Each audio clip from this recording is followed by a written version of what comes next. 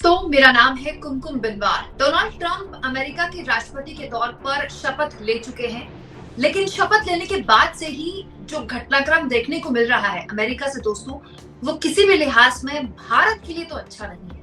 कहाँ अंधभक्त इस बात को लेकर हवन यज्ञ कर रहे थे कि ट्रंप साहब आ गए हैं तो अब तो भारत पक्का विश्व गुरु बन जाएगा, और मोदी और ट्रंप की दोस्ती की तमाम बातें कही जा रही थी। लेकिन ट्रंप ने सत्ता संभालते ही, राष्ट्रपति के पद में शपथ लेने के बाद से ही जो एक्शन शुरू किया है, उसका रिएक्शन आपको बहुत जल्द भारत में देखने को मिलेगा। क्योंकि ये जो खबरें हैं दोस्तों, भारत के लिए बिल्कुल ठीक नहीं है। देखिए ना, भारत की खबर बताती है कि डोनाल्ड ट्रंप ने शपथ लेते ही धरपकड़ शुरू कर दी है। दोस्तों, लाखों की संख्या में ऐसे प्रवासी हैं जो अमेरिका में रह रहे हैं, अलग अलग देशों के, अलग अलग मुल्कों के, और वो अवैध रूप से रह रहे हैं। और इनके खिलाफ डोनाल्ड ट्रंप ने बड़े स्तर पर अपने चुनाव में अभियान चलाया था कि इनको इनके देश वापस भेजा जाएगा। अब शपथ ग्रहण होते ही डोनाल्ड ट्रंप के आईसीई यानी कि इमिग्रेशन एंड कस्टम इन्फोर्समेंट ने शिकागो जैसे बड़े शहरों में छापेमारी शुरू कर दी है। भारत के लिए चिंता का सबब इसीलिए है दोस्तों, क्योंकि पिछले साल का ये आंकड़ा बताता है कि 90,000 illegal Indian immigrants arrested in US between अक्टूबर 23 से सितंबर 24, मतलब अक्टूबर 23 से साल 2024 के नवंबर तक करीब 90,000 भारतीयों को वहां गिरफ्तार किया गया था, जो अवैध रूप से वहां पर रह रहे हैं, इलीगल तरीके से अमेरिका में दाखिल हुए और उसके बाद वहां पर रह रहे हैं। और दोस्तों, ये एक और खबर मैं आपके लिए लेकर आई हूँ पिछले साल दिसंबर की, जिसमें लिखा है कि 18,000 इंडियंस ऐसे हैं जो कि वहां पर अवैध रूप से रह रहे हैं, पैसा भी कमा रहे हैं, वो पैसा अपने लिए इस्तेमाल भी कर रहे हैं। उन पर ट्रंप प्रशासन की नजर है और ट्रंप प्रशासन उनको वापस भेज सकता है। दोस्तों, ये एक और खबर मैं आपके लिए लेकर आई हूँ अक्टूबर 27, 2024 की, सब पिछले साल की 2-3 महीने पहले की खबरें हैं। इसमें लिखा है US deports illegal Indian immigrants on chartered flight. बकायदा 2024 जून में डिपार्टमेंट ऑफ होमलैंड सिक्योरिटी ने बड़े स्तर पर उन नागरिकों को जो कि अलग अलग देशों से आए हैं, अमेरिका में रह रहे हैं, उनको भेजा है। बल्कि इस बात की भी तस्दीक की है कि आगे भी वो ऐसी कार्रवाई करेंगे। देखिए, इसमें लिखा है 1,60,000 इंडिविजुअल्स को अलग अलग फ्लाइट्स के जरिए अलग अलग देशों में जहां से वो आए थे वहां भेजा गया। 145 ऐसे मुल्क हैं जहां से ये लोग आए हैं और गलत तरीके से अवैध रूप से अमेरिका में रह रहे हैं। इसमें भारतीयों की संख्या भी बहुत ज्यादा है। यानी आप कह सकते हैं कि डंकी का वो रास्ता जिसको लेकर फिल्म भी बनी, जिस मुद्दे पर हरियाणा के चुनाव में भी खूब बात हुई, उस रास्ते के जरिए जो भारतीय अमेरिका में रह रहे हैं गलत तरीके से, उन पर अब ट्रंप प्रशासन की टेढ़ी नजर पड़ गई है। तो इस मुद्दे पर चर्चा करने के लिए मेरे साथ वरिष्ठ पत्रकार अनिल शर्मा जी जुड़े हुए हैं। अनिल शर्मा से इस बीच हम अमेरिका और भारत के संबंध आने वाले वक्त में कैसे होने वाले हैं, कई चर्चाएं कर चुके हैं। अनिल शर्मा जी न केवल भारत की राजनीति पर पैनी नजर रखते हैं, बल्कि इंटरनेशनल पॉलिटिक्स पर और इंटरनेशनल इकोनॉमी पर भी अनिल सर की पैनी नजर रहती है, इसलिए विदेश मामलों के जानकार भी आप अनिल शर्मा को कह सकते हैं। अनिल सर, ये जो खबर है भारतीयों के लिए कैसी खबर है, जिसमें अब भारत की मीडिया में भी खबरें छपने लगी हैं कि बड़े स्तर पर धरपकड़ का ऑपरेशन शुरू हो गया है उन नागरिकों के लिए जो अपने अपने मुल्कों से आए हैं और अमेरिका में अवैध तरीके से रह रहे हैं? देखिए कुमकुम जी, ये चीज ट्रम्प के अपना जब इलेक्शन कैंपेन का था, कैनवसिंग था, उसको कैनवसिंग बोलिए क्योंकि उनका पैटर्न दूसरा होता है, और यहाँ के लोगों के लिए कैनवसिंग बोलूंगा मैं। जब वो कर रहे थे तो उन्होंने ये बड़ी जोर से आवाज उठाई थी। इसके लिए लोगों को मेंटली प्रिपेयर्ड रहना चाहिए था। अब एकदम से डर जो पनपा है वो बड़ा भयानक स्तर का है। एक तो बात यह है कि अगर आप पूरा देखें, मेरे पास एक आंकड़ा था पहले का, उसके हिसाब से 7.5 लाख के करीब इंडियन इलीगल इमिग्रेंट्स हैं। इंडियन इलीगल इमिग्रेंट्स अमेरिका में, लीगल नहीं, इलीगल इमिग्रेंट्स। पहली लिस्ट जो बनी आप देखिए, उसमें करीब 18,000 के आसपास लोगों को भेजने की बात है, और वो चालू हो जाएगी। मुझे लगता है कल से ही कोशिश में है, तो कल से वापस भेज दिया जाए उनको। इसका जोर जो है, क्योंकि देखिए ट्रम्प की पॉलिटिक्स, मैं एक चीज हमें बोलता हूं, अंग्रेजी में हमेशा बोलता हूं, अंग्रेजी में हम बोलते हैं प्लेइंग टू इट्स गैलरीज। वो अपने वोटर्स के लिए ये कर रहे हैं, क्योंकि करीब 55% अमेरिकन ये चाहते हैं इलीगल इमिग्रेंट्स को अमेरिका से बाहर निकाला जाए। एक सर्वे हुआ था, उसके अकॉर्डिंग 55% अमेरिकन से चाहते हैं कि इलीगल इमिग्रेंट्स को बाहर निकाला जाए। तो ट्रम्प के लिए, और ट्रम्प इस पे जीत क्या है, उनका एक मेजर पॉइंट था, हर जगह वो उठाते थे तो ये मान के चलिए ये तो होना था और हो रहा है। कितने स्तर पे होगा और कब तक होगा ये देखने वाली बात होगी, और इंडिया का इसके ऊपर क्या असर पड़ेगा। देखिए 3 स्टेट्स हैं जहां के लोग, 2 स्टेट्स मैं बोलूंगा पर्टिकुलरली जहां के लोग ज्यादा हैं, वो है गुजरात और पंजाब। तो आप मान के चलिए 2 स्टेट्स पे ज्यादा अंतर पड़ता है, तो इसको देखना बहुत जरूरी है। और एक सिटी है शिकागो जहां पे लोग ज्यादा हैं, तो आप पूरा देखेंगे तो आप पाएंगे कि इंडिया इकोनॉमी में भी अंतर पड़ता है, और इंडिया में एकदम से इन्फ्लक्स आएगा तो क्या होगा, क्या हम उसके लिए तैयार हैं, क्या हम प्रिपेयर्ड हैं, क्या हमारी फॉरेन मिनिस्ट्री और दूसरी मिनिस्ट्रीज इतने सारे इलीगल इमिग्रेंट्स, सपोज कीजिए 7.5 लाख को भेज दिया तो क्या होगा। यहाँ तो वैसे ही छोटे, हाँ 18,000 के करीब, 17,000 कुछ की पहले राउंड में बात है, और वो मेरे को जो पता लग रहा है वो तो 1 आध दिन के अंदर ही काम करने वाले हैं ये सब। तो जब डिपोर्टेशन होगा, उनको क्या इंडिया गवर्नमेंट आप अभी से तैयार हो क्या उनको रिसीव करने के लिए, उनको कुछ करने के लिए। यहाँ वैसी नौकरियां नहीं है, आप करोगे तो क्या करोगे, क्या हम तैयार हैं, ये सबसे बड़ा क्वेश्चन है जिसका आंसर मुझे लगता है गवर्नमेंट ऑफ इंडिया को देना चाहिए, और जनता के आगे सामने आके बोलना चाहिए।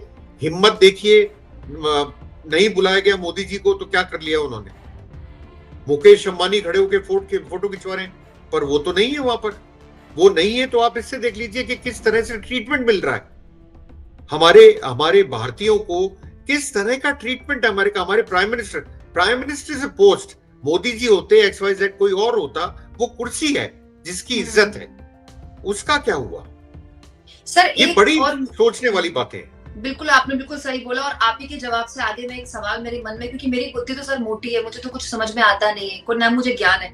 मुझे आप ये बताइए, जब मोदी जी जब भी विदेश जाते हैं, सारे NRIs वहां लाइन लगाकर खड़े होते हैं और मोदी मोदी के नारे लगा के कहते हैं भारत को मोदी जी ने विश्व गुरु बना दिया, मोदी जी भी विश्व गुरु बन गए हैं, साथ में भारत को भी बना दिया है। तो ये जो अवैध रूप से भारतीय जा रहे हैं विदेशों में, अमेरिका में, दूसरे मुल्कों में भी जाते हैं, कनाडा में भी जाते हैं, ये कैसे हो सकता है? जब हम विश्व गुरु बन गए तो कोई अवैध रूप से वहां क्यों जाएगा और इतना रिस्क क्यों लेगा? वहां तो जाने में भी बड़ा डंकी का रास्ता आसान नहीं है, आपकी जान को जोखिम है, बहुत सारे लोगों की मौत भी हो जाती है उस रास्ते में। तो ये क्या क्यों जाए आदमी जी, जब यहाँ सब कुछ विश्व गुरु बन गया। आपने वो वीडियो देखा नहीं देखा अक्षय कुमार जी का, जिसमें बोल रहे हैं कि अगर इंडियन पासपोर्ट आप लेके जाते हो, कहता आओ यू आर फ्रॉम इंडिया, ये इतना रिस्पेक्ट देता है। आप मुझे बताइए क्या ये हालत है, सच्चाई है क्या? मैं इंग्लैंड था, इमिग्रेशन लाइन के अंदर आपका तेल निकल जाता है 3 घंटे खड़े रहने में, 2-3 घंटे आप खड़े रहते हैं, आपको नंबर आता है जब तक। कौन सा पासपोर्ट, किसकी बात करते हो? वहां जो NRIs हैं, आप NRIs बोलते हैं, मैं कुछ ऐसे भी बोलता हूँ, हमें क्या पता, हिंदुस्तानी लेके जाते हो अपने साथ में, पहले उनको भेज दिया जाता हो, मोदी मोदी मोदी नारे लगा दो, विश्व गुरु दिख जाते हैं, हमें क्या पता NRIs है नहीं, हमें तो कोई पता नहीं। और अगर वो NRIs हैं और इंडिया अगर विश्व गुरु बन गया है तो भाई साहब वापस हिंदुस्तान आ जाओ। जब अगर इतना ही है, वो कंट्री क्यों नहीं छोड़ते हो आप अपना? आप पासपोर्ट छोड़ने को तैयार नहीं होते हो जहां आप रहते हो। उन NRIs के बारे में मैं ये जरूर बोलना चाहूंगा, अगर हम विश्व गुरु बन गए, अगर हम इतने बड़े स्तर पे पहुंच गए, आइए इंडिया, मोस्ट वेलकम। वहां बैठ के मोदी मोदी मोदी नारे लगाने से क्या विश्व गुरु बना जाता है? क्या हुआ अब अमेरिका में? कितना बड़ा हमारे लिए हार है। लोग कहते हैं, देखिए ना तो मैं उसका प्रिवी हूं ना कोई प्रिवी है, कि जयशंकर जी को पहले इसीलिए भेजा गया था, पता नहीं कितनी सच्चाई इस बात में। अमेरिका रहे, क्या हुआ? उन्हीं के पास इन्विटेशन आया और तो किसी पास इन्विटेशन ही नहीं। तो लोग अवैध रूप से क्यों जा रहे हैं सर? अवैध रूप से जाने का मतलब वही मैं बात कर रहा हूं, अगर इंडिया इतना अच्छा है तो अवैध रूप से जाने की जरूरत क्या है? अगर आप स्तर पे, बहुत बड़े स्तर पे, आप बहुत बड़ी कंट्री हो गए हो और अब पूरे वर्ल्ड में आपका नाम है, तो इंडिया छोड़ने की जाने की जरूरत क्या है फिर? आप मतलब ये है कि उनको वहां, अंग्रेजी में बोल रहा हूं, हिंदी आप कर लीजिएगा, ग्रीनर पास्चर्स दिखते हैं, वहां पर हरियाली दिखती है एक तरह से, कि वहां पैसा है, वहां कमाई है, इसीलिए जाते हैं। डंकी मतलब आदमी अपने जीवन को रिस्क पे डालकर, और पैसा भी ठीक ठाक लगता है डंकी के रास्ते जाने में, आपको कोई ना कोई एजेंट भेजता है। मतलब हरियाणा चुनाव में आपने देखा होगा, राहुल गांधी मिलने भी गए थे ऐसे कई लोगों से, करीब 30-35 लाख रुपए लग जाता है। 30-35 लाख रुपए लगा के भी किसी को उम्मीद नहीं है कि मैं यहाँ पर अगर कोई वड़ा पाव का ठेला लगा लूं या मोमो का ठेला लगा लूं तो मैं पैसे कमा लूंगा। 30-35 लाख भी अगला लगा रहा है, अपने जान को जोखिम में भी डाल रहा है, फिर भी वहां जाना चाहता है। देखिए ऑफ एंड मेरे पास फिगर नहीं है कुमकुम जी, आपने बहुत बढ़िया चीज उठाई। आपको पता होगा हाई नेटवर्थ इंडिविजुअल, HNIs बोलते हैं जिनको, जिनके पास बहुत पैसा होता है, वो कितने लोग छोड़ गए इस देश को पिछले 5-6 साल के अंदर। अगर आप गिनती करें तो वो हजारों में निकलती है। क्यों छोड़ के गए? क्या डर है? क्या इसके ऊपर सरकार ने कभी बात करने की कोशिश करी? पार्लियामेंट में भी क्वेश्चन उठा था, मुझे याद आता है किसी ने क्वेश्चन उठाया था। क्या किसी ने बात करने की कोशिश करी? क्या इसको सीरियसनेस दिखाई? मुझे नहीं लगता मैम इसमें सीरियसनेस दिखाई गई है। और इसीलिए ये जो परेशानी है ये बढ़ते जा रही है कि उनको वहां ग्रीनर पास्चर्स दिखते हैं, चाहे वो क्योंकि मैक्सिको की तरफ से जाते हैं ज्यादातर, आपने देखा होगा। और आज ट्रम्प ने अनाउंस कराया कि मैक्सिको का जो है मैं बहुत स्ट्रेंथन अप करूंगा उस बॉर्डर को, क्योंकि donkey route, majority donkey route वो था या कनाडा के थ्रू घुसते थे न्यूयॉर्क की तरफ, न्यू जर्सी की तरफ। तो आप अगर देखें तो ये सारा का सारा खेल जो है, क्या इंडिया गवर्नमेंट इसको सीरियसली कभी लेने की कोशिश करी? हमारे HNIs जा रहे हैं, चलिए इनको गरीबों को तो 35 लाख रुपए देके बेचारे कोशिश करते हैं, 35 लाख भी देने को तैयार है कि वहां हमें बेटर काम मिलेगा। आप देखिए, मतलब ये है उनके दिमाग में, हमें यहाँ बेटर काम नहीं मिलता। इनके अलावा जो हाई नेटवर्थ इंडिविजुअल है, जिनकी बहुत करोड़ों में संपत्ति है, वो लोग छोड़ के क्यों जा रहे हैं? वो छोड़ के क्यों जा रहे हैं कंट्री? ये बड़े क्वेश्चंस हैं जिनका जवाब इस सरकार को देना चाहिए। पर मोदी जी के राज में तो सब चंगा सी, कुछ खराब है ही नहीं, सब चंगा सी चारों तरफ।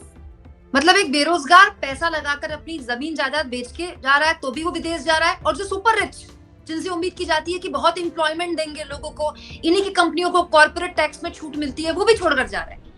अब एक और सवाल, आपने मुकेश अंबानी का जिक्र किया तो सर, मुकेश अंबानी की मौजूदगी वहां पर थी, फोटो वगैरह उनकी थी डोनाल्ड ट्रंप के साथ। मुकेश अंबानी को बुलाया गया। वैसे पिक्चर देख के मुझे लग रहा था उस फोटो को देखकर कि मोदी जी को कितना दिल से बुरा लग रहा होगा, लेकिन खैर वो अलग बात है। और वहां इलॉन मस्क भी डोनाल्ड ट्रंप के साथ बिल्कुल बगल में दिखाई देते हैं। इलॉन मस्क पर भी बहुत जबरदस्त उन पर जिम्मेदारियां, डोनाल्ड ट्रंप उनको कई पावर्स देगा। और कहने वाले भी कहते हैं कि इलॉन मस्क ने बकायदा जो एक्स खरीदा, ट्विटर को बाद में एक्स किया, एक्स खरीदा, वो खरीदा ही ट्रंप को जिताने के लिए। मैं ये ओवरऑल पर्सपेक्टिव जानना चाहती हूँ सर, ये किस तरह के दौर में हम जी रहे हैं? हम चुनते तो सांसद हैं, अमेरिका वालों ने भी तो सांसद ही चुने ना, लेकिन इलॉन मस्क तो सांसद नहीं है। इलॉन मस्क ने चुनाव नहीं लड़ा, ना अंबानी ने चुनाव लड़ा, ना अडानी चुनाव लड़ते हैं। लेकिन हमारे यहाँ के अजीत पवार खुलेआम ये बात बोलते हैं कि सरकार बनेगी तो कौन कौन होगा, उस बैठक में अडानी शामिल होते हैं, और वहां तो इलॉन मस्क खुलेआम ट्रंप के साथ खड़े हैं। ये खतरनाक नहीं है दुनिया भर में लोकतंत्र के लिए? आप देखिए, इससे एक चीज आपने अगर उस पीरियड में जब डोनाल्ड ट्रंप ने अनाउंस करा था कि मैं लड़ूंगा चुनाव, उसके बाद में अगर आपने एक्स देखा हो, जिसको पहले हम ट्विटर बोलते थे, एक्स के ऊपर एलोन मस्क ने भर दिया था ट्रंप के बारे में। रोजाना ट्वीट करते थे, काफी ट्वीट करते थे दिन के अंदर, सिर्फ ट्रंप के नाम पे ट्वीट करते थे। और आप देखिए, मुझे लगता है इलेक्शन में इंटरफेरेंस बाय कॉर्पोरेट्स बहुत बढ़ गया है। चाहे वो इंडिया हो, आपने नाम लिया अजीत पवार और अडानी का, चाहे वो अमेरिका हो, इलॉन मस्क और ट्रंप हो, धीमे धीमे आप देखिए जो कॉर्पोरेट वर्ल्ड है वो पॉलिटिक्स को चला रहा है। चाहे वो इंडिया हो, चाहे वो अमेरिका हो, ऐसा प्रतीत होता है। डायरेक्टली हम बोल नहीं सकते, पर ऐसा दिखता है पर्दे के पीछे। देखिए, एलोन मस्क का तो सामने दिखता है, कितनी ट्वीट करी, आज वो स्टेज पे साथ खड़े होते हैं। मुझे लगता है कहीं कोई हो सकता है इंपॉर्टेंट पोजीशन मिल जाए उनको, या बैकडोर से वो कुछ मदद करें ट्रंप की, हमें नहीं पता। पर ट्रंप खुद भी एक कॉर्पोरेट के आदमी है, आप जानते हो, गुड़गांव में टावर है, बॉम्बे में है, इंडिया में भी उनका पैसा लगा हुआ है। तो वो आदमी तो पहले ही कॉर्पोरेट का है।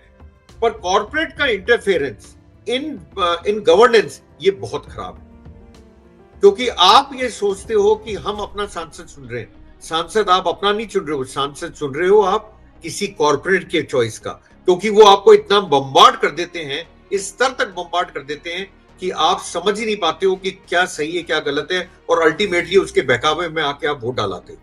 ये चीज बिल्कुल प्रूवन है कि कॉर्पोरेट वर्ल्ड जो है वो एक तरह से पॉलिटिक्स को रूल करने लगा है। मैं इसको बोलूंगा रूल करने लगा है, पॉलिटिकल वर्ल्ड को रूल करता है। अजीत पवार की बात लेकिन ये तो हमेशा से होता रहा ना। कई आरोप भारत के उद्योगपतियों पर इससे पहले भी लगते रहे कांग्रेस के जमाने में, लेकिन ये जो खुलेआम हो रहा है, इसको लेकर किसी को कोई असहजता नहीं है, और ऐसा लगता है जनता को भी इससे फर्क नहीं पड़ता है। लॉन्ग टर्म दुनिया भर में लोकतंत्र के लिए कितना खतरनाक है, क्योंकि कॉर्पोरेट वो काम करेगा जो उसके हित में है, और कॉर्पोरेट उसी को सपोर्ट करेगा जो जिससे उसके हित जुड़े हैं। तो जब सत्ता से कॉर्पोरेट का डायरेक्ट मतलब जुगलबंदी हो जाए और उसको लेकर सत्ता घबरा भी नहीं रही है, तो ये ऑब्वियसली आप बिल्कुल सही कह रहे हैं, ये बड़ा डेंजरस है, मैं आपको ये बोल रहा हूँ। लॉन्ग टर्म में बहुत डेंजरस। देखिए शॉर्ट टर्म में सब रोजी रोजी लगता है, पर लॉन्ग टर्म में होगा क्या, उनकी पॉलिसीज जो बनेगी उनकी चॉइस की बनेगी। एक गरीब आदमी क्या करेगा? हमारे यहाँ तो वैसे ही खाई बहुत बड़ी है, गरीब और अमीर की खाई बढ़ते जा रही है, तो क्या ऐसा ही होगा? कॉन्ट्रैक्ट एक आदमी को मिलते जाएंगे, 2 आदमी को मिलते जाएंगे, 3 को मिलते जाएंगे, 5 को मिलते जाएंगे, और जो गरीब है बेचारा गरीब ही रहेगा, क्योंकि उसको कोई लेना देना नहीं है डायरेक्टली गवर्नेंस से। उसको अपने फायदे से मतलब है, वो अपना फायदा देखेगा पहले, बाद में दूसरों का फायदा देखेगा। That's obvious.